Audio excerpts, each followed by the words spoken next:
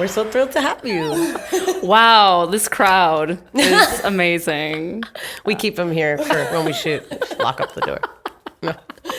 So Jenny, Hi. welcome back to Miami. I know that you've left. Left us You've to the left shores us. of LA. You left. You left. Left us. Sell out. We are so happy to have you with us today, not just because of what you do for the culture, what you do for our personal lives, all the humor that you spread and the joy, but just because you're an all-around awesome person who really contributes. And we're glad to share this space with you. Yeah, and you're close to my height, so it makes me feel less intimidated. No, How tall are you? 6'1". All right.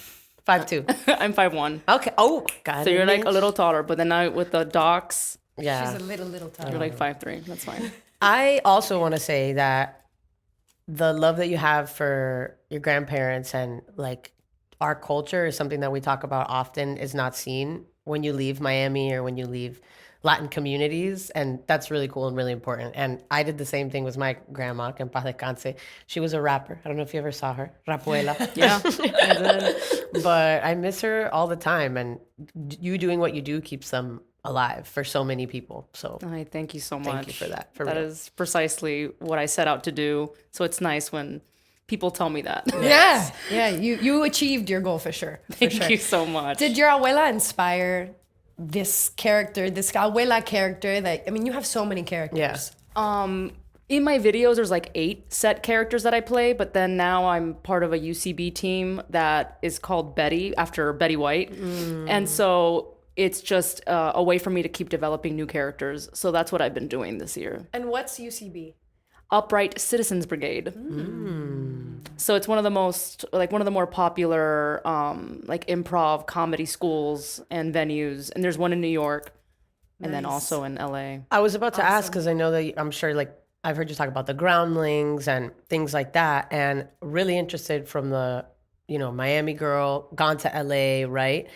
Do you feel like there are any spaces in comedy for not only Latinos but Latin women, right? Like what's the difference? Do you feel like, is there an improv group for Latinos? Like, Yeah. Yeah, it's all been more recent. I would say when I first moved to LA in 2015, I felt very outnumbered in like Groundlings, for example. It was very white. And even though I am white passing, my humor is not. It is very ethnically inclined. Entonces, they don't like my humor, or it wasn't understood or accepted. So it was usually me and my husband who were like the only Latinos in the class. I have bigger hopes these days for Latinos in comedy in those spaces that were predominantly white for so long. Yeah. Because I would go to again, I went to Groundlings first because they were character forward. Yeah. I'm a character actor. I like sketch more than I do improv. Yeah. And so I was like, this is where I got to go. But when I'd go see their shows, it was like all white people and maybe one black actor. Ooh. I was like, like no Asian actors, like no Latino representation. no representation. Like it was just very copy paste, typical white male comedy. Yeah. And I'm not saying it wasn't funny, but I'm just like, damn, dude. A bit tired. I mean, I feel like sometimes, and maybe I'm wrong, like now, Marcelo on SNL, Yeah. Oh, I right? love that. Miami boy. Yeah. Super proud, super awesome. And then I get nervous, or every time I'm watching to see, are they going to make him a joke, a gimmick, right? Like there was one sketch, which again, I think he's super talented. It's nothing against him at all. He rips it. Right. But there's one sketch where they're all towel boys and they're doing a Latin accent and whatever. And to a Latino, I didn't find it funny at all because they're not actually playing to our humor. It's to the white It's to the audience humor. white audiences. Yep. I know, for example, right? That happens a lot. Right. So that's my fear. It's oh, yay, let's celebrate this and let's get more of us out there. But then, we're not a joke, and we can teach you about certain cultural things, that are funny, like Que Pasa USA and all these other shows. The Holy Grail. Yeah. Right. But, I'm sure I know there were completely problematic elements about it, right? So I feel like we can reinvent the things that we used to watch and made us have the humor that we do, but we got to be careful. Being out in good old Hollywood, The problem I'm seeing amongst my peers, TV writers, showrunners, and even myself, who I've also been like in the mix of like trying to get a show out and all this stuff, is that they're terrified of portraying Latinos as authentically as possible for a multitude of reasons. They think there's no audience for it. They think it's not general market enough. But then at the same time, there's a way to bring about the flaws of our culture in a non-offensive way. Yes. Because no one's gonna buy that, like, let's say this like macho Dominican dad in the 80s is woke. All right. Yeah. No. Let's just keep it real, right? Now, can he have an arc and stuff? Of course. Pero for them to like, and then I hear behind the scenes that it's because the white folks at the top are like, no. We can't let Latinos look bad. Like when they need to look, and then it doesn't work. Yeah. It's frustrating. Yeah. So then it's like, damn, like I'm happy that I get to do whatever the hell I want in my own videos. But I'm like terrified of like the transition and how many people I'm gonna have to like scream at to tell them like this is how it is. As women, if we scream, Obviamente. we're looked at a different way. Are you PMSing? Like I'm like, oh my gosh, it's tough. Yeah, and I've seen so many of my peers go through it, both in live action, animation, what have you. It's happened across the board. As a Latin creator, I know that you've also done voiceover work. How often do you feel that people approach you for like your guidance or opinion on a character? Do you ever get to say, you know what, hey, this line here is like not legitimate. We would never do this. We would never say this. Like the accuracy? Are you able, do they allow your input as a creator? They actually do. That's been, if I'm being honest, the world of animation, it definitely has its flaws. But in terms of like working directly with the creator, when you're in the booth with them and they allow you to, first of all, like throw out a Latino accent. There's been many times what'll happen is you get cast as a character, but then they expect you to play other roles. And then they'll be like, can you come up with a voice for this character? And like, for example, in Jellystone, which is the new Hanna-Barbera universe, I'm voicing a lot of characters that used to be men back in the day. Nice. Go on. Yo, that's old school Nickelodeon shit. That's rad. And so one of them is Hardy Har Har, and I voice her like a little viejita cubana. And the creator's like a white dude, and he was very supportive of that. And then in allowing me to voice this like very cubanita viejita in this like little old lady body, he lets me like riff and like improvise and stuff like that. So across the board, I've played 3 Latino characters in different animated series, and like the creator's always open to Fire. Love that. that. I want to know. No, I have a lot of questions for you.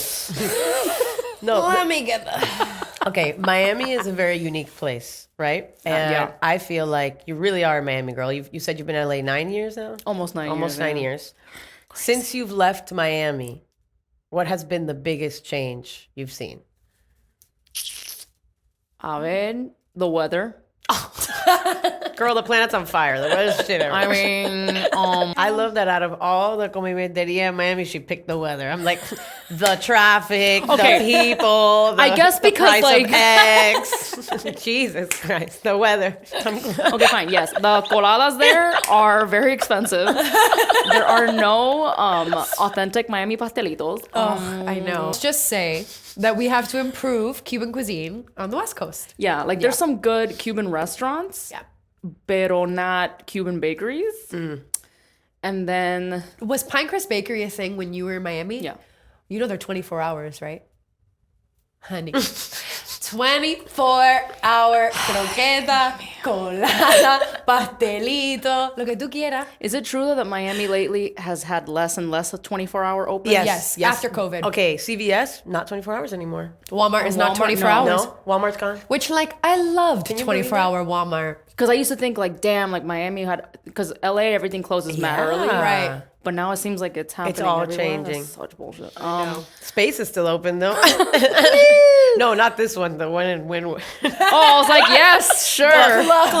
Club space is still open. It's worse than And 24 hours. No. It's not even still open. It's actually resurfaced Yeah. with a vengeance. Yeah. It's like a really cool place to be. I was like one of the hipster ones. So I would go Yeah. to like Vagabond. Oh. Shut up! I would Vagabond, Electric Pickle, Electric Pickle. White That's where I would Room. go. Like Wynwood. Electric Like Pickle's that's what I liked, and I loved being able to dress however I wanted. Yeah. I think that for me, like Wynwood, was what LA is for me right now, where I can express myself and not be judged. I think that was a situation that I experienced. And again, I don't know if it's my generation as an elder millennial. As an elder millennial. Get her cake. Pero there was like a lot of people that I met were more about like what kind of car they drove, what kind of purse, like you know, Louis Vuitton, y esta mierda. I'm like, okay, and kind of cookie cutter, like in the way you dressed. And I remember, you know, I'm a nerd. I would cosplay, and like we would do cosplay events. Are you LARPing? I have never LARPed, but I do play D&D. Wow, so you're a gamer. Digital LARPing, I guess, sometimes. Yeah, I'm a gamer, toda esa cosa. And I thankfully did find my community. Like I had my, and then I'm still best friends with them till this day. Like obviously nerds exist here. Pero coño, they were hard to find. Yeah. Cuban nerds? Yeah. Oh, Yeah. And they're there, obviously. But I remember we did some cosplay event in South Beach, but it wasn't anywhere near October. It's like in the summer. Oh, no, yeah. And I was dressed like Ramona Flowers. Oh my gosh. Oh no. Oh no. And these like Miami broskis and like brochinas. I don't know what to call the girls. It sounds like I was calling them cochinas. Like these brochinas.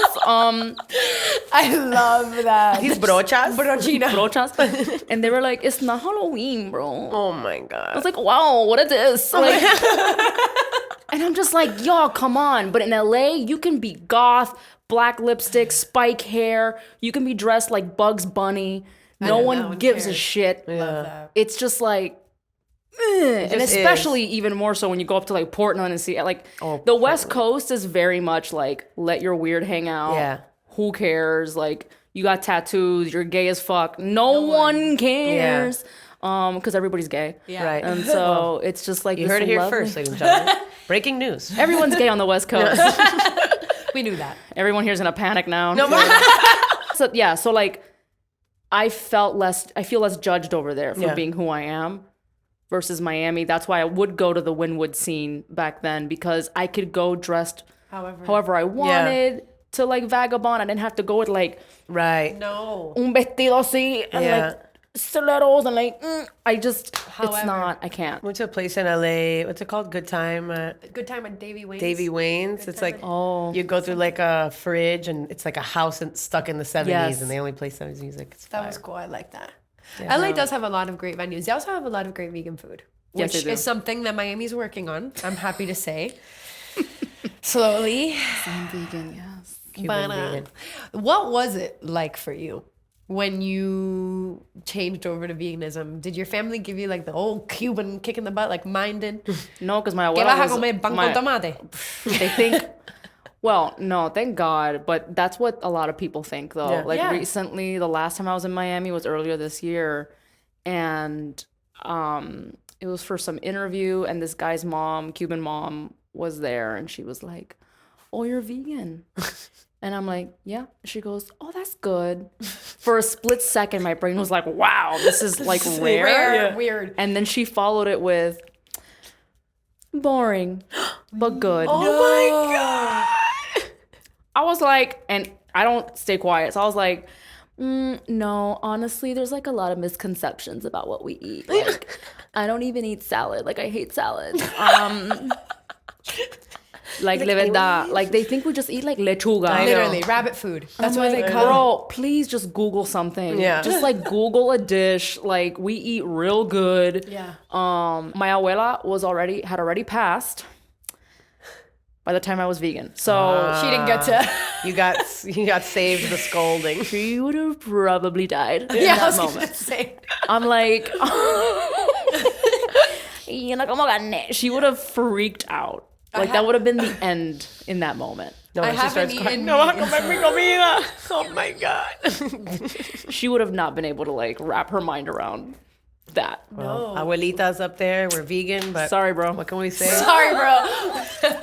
I'm sure I they know don't you, care Abuela. from where they are now. My grandma would pick the vegetables out of her food. I know. She was playing no games. I didn't learn what most vegetables were until I moved to LA. Yeah, we have a terrible diet. Cubans don't have a lot of Arroz, vegetables. frijoles, Aceite. Carne, carne, papa. Baba. papa, and like aguacate. Like Yeah. Sometimes Sometimes. calabaza. Yuca.